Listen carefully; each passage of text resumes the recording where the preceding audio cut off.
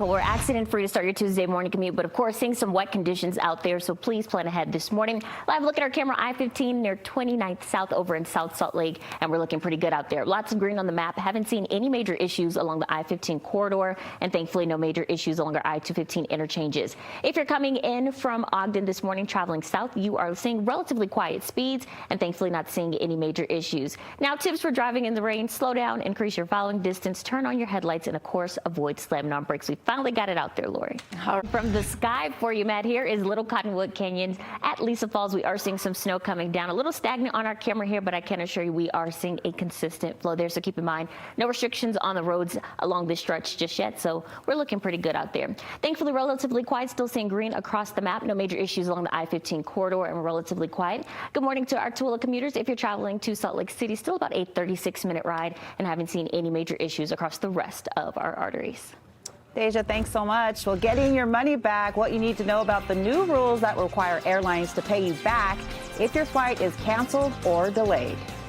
So much. Well, we are seeing a variety of conditions across the Wasatch Front this morning. This is on the south end of the Salt Lake Valley in Draper, I-15 northbound at 119th South. This is where we've been seeing the majority of our rain this morning, so you definitely want to plan ahead. And definitely seeing some damp roads if you're traveling through Salt Lake County, but no major issues along the I-15 corridor. Traveling south from Ogden, you are in the clear with speeds coming in under 73 miles per hour and delay-free in both directions across I-80. Now, we continue to see some snow out there in Little Cottonwood Canyon, so just be mindful of your speed there, but thankfully not seeing any restrictions in the area, Dan.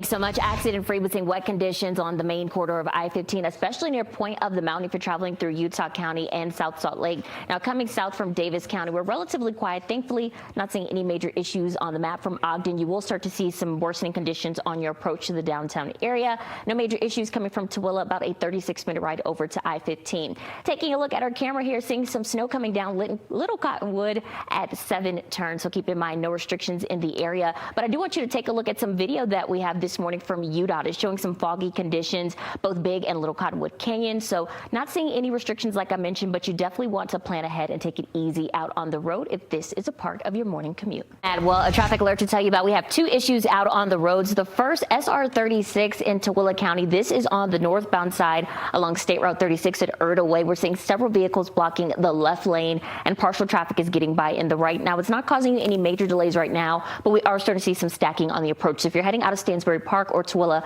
up towards I-80, keep in mind this impacts you. Also seeing another crash on the eastbound side of the 201 near Bangor, off to the shoulder now, but we're starting to see some slow moving traffic there. Only about 2 to 3 minutes worth of delays, but keep in mind we are starting to see some issues because of the wet roads out there. Keep an eye out on these 2 crashes and have more coming up.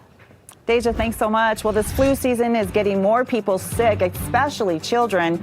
The warning from the CDC right after this. Thanks so much. Well, we continue to follow some problems out on your roadway, specifically if you're traveling from Stansbury Park or Tooele up towards I-80. Still dealing with the crash northbound along State Route 36 at Erda Way.